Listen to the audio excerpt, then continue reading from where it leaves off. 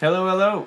In today's video I thought it would be fun to take a look at playing our minor pentatonic scale all the way up the neck, because if there's something that was true for myself when I was, an intermediate young guitarist, and something that I find in a lot of my students is that we kind of tend to learn the first position of these pentatonic scales, and then everything else is kind of spraying and praying and seeing what happens in positions afterwards. But I think it's a really wonderful skill to be able to play a scale all the way up and down the neck, because then when we're actually trying to jam with either friends or a backing track, it makes it a lot easier if we are totally fluent up and down the neck and know all 5 positions. So without further ado, let's take a look at the G minor pentatonic scale all the way up the neck, and then I'll move it into some different keys to show you how to get into that as well. But okay, our first position, we're going to be starting down on this G. Now you may notice that this note is hollow. If this is your first video of mine you're watching, on all of my scale diagrams I leave the root hollow, and it also serves as our starting and our ending point, because I find a lot of guitarists like to start playing these scales always from the E string, and then G minor pentatonic starts sounding a lot like B flat major if we go to that. But anyways, our starting and ending point is down here on our 3rd fret of the E string, and we're going to go like this. If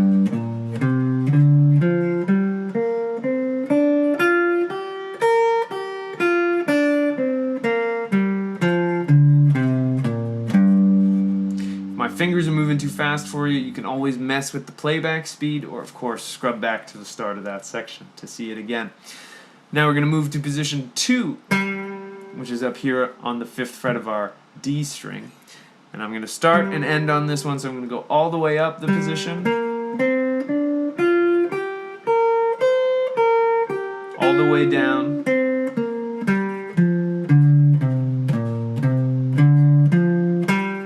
come back to it there. Now our 3rd position is going to start up here with our pinky finger on the 10th fret, and we're going to go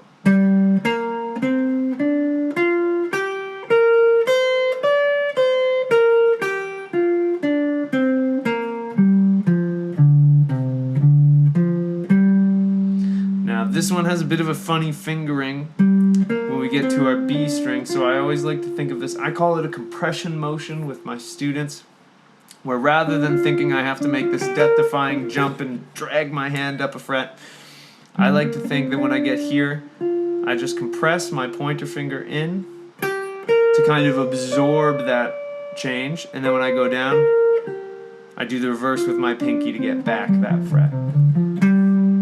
So there's position 3.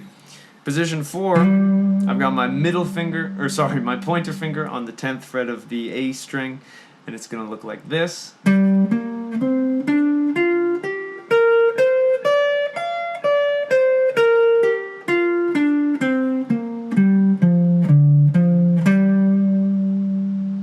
then finally I get position 5 way up here, it looks like this.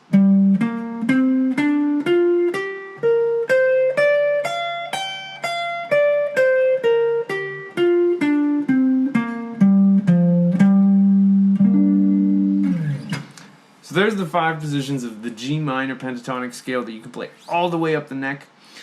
I should have maybe said this earlier, but the minor pentatonic scale is a beautiful 5-note scale that includes the root, the minor 3rd or flat 3rd, the 4th, the 5th, and the flat 7th. And then of course it repeats. It gives us lots of wonderful bluesy, sad, minor-y sounds.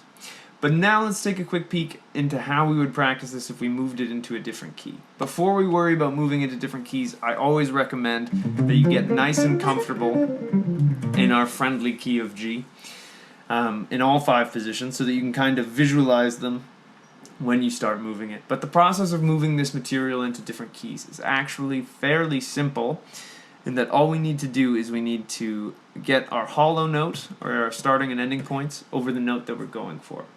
So, if I were to go to a key like C minor, what I'm going to do is I'm going to look for the lowest C that I can play on the neck, and I kind of gave it away there, but the lowest one, if I tried to find one on the D string, no, it's all the way up here.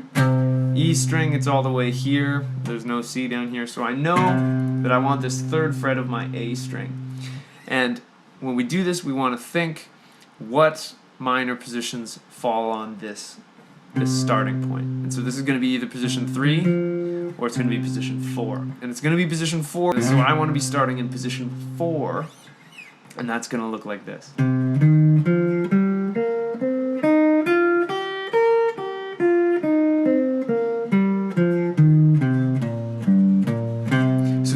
Exact same fingering. The only thing that changes is I've got my fingers oriented on that note C, and that will generate me my C minor pentatonic scale. Now, that was position 4, so I know my next move is going to be moving to position 5, which is my pinky on this 8th fret here, and it'll look like this.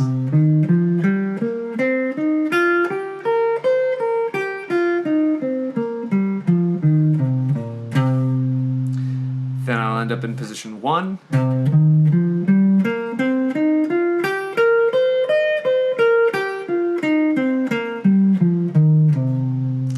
Then I end up in position 2 with my root on the D string.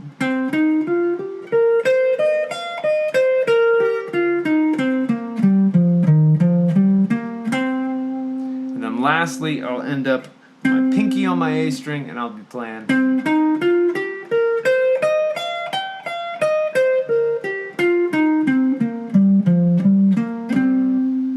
Now, just to make sure that this concept of moving it into different keys is clear, I'm going to push it into another key for you. Let's try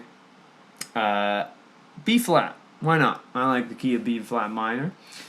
So, I need to find my lowest B flat, and they're either going to be here,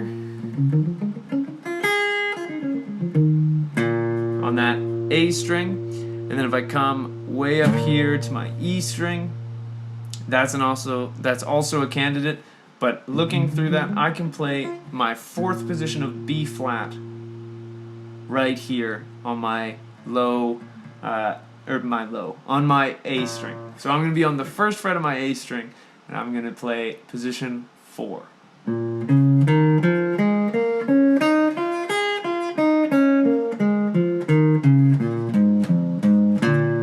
Nice and easy.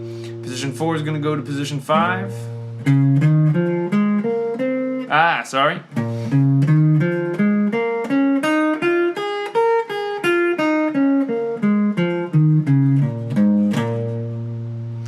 That is going to go to position 1.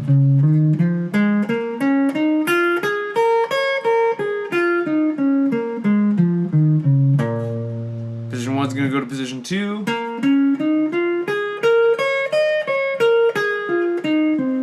We're going to do that one more time for you without the mistake. We're all human.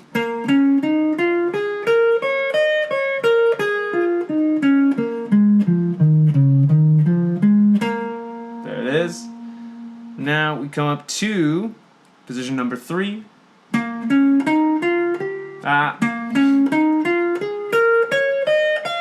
Note that compression motion. That one more time without the mistake again.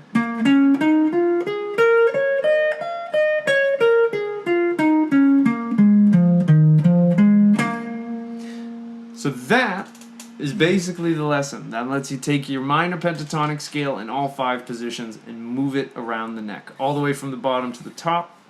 You can download the diagrams for this for free from my website with that link in the bio. Really hope you found this lesson useful. If you liked it, I'd really love it if you could like and subscribe. I've got lots of similar content out right now on my channel, and I'm really trying to grow my channel right now, so I would love it if you came along for the ride. I've got a new video coming out right now every Monday and Thursday, and yeah, if you like that, like and subscribe, I'd really appreciate it. And if you feel like you might like to take a one-on-one guitar lesson for me, links to that are down in the bio as well. I would absolutely love to meet you. I'd love to work with you. If you have any questions about this lesson or any of the others, please leave it in the comments. I'd love to address them and help you out. And if you have anything that you've been struggling with that you'd like to see a video on, I would absolutely love to make something for you as well. So I really hope you guys all have a wonderful day. Thank you so much for watching, and I hope you get to have some fun today playing guitar. Take care, and I'll see you in the next video.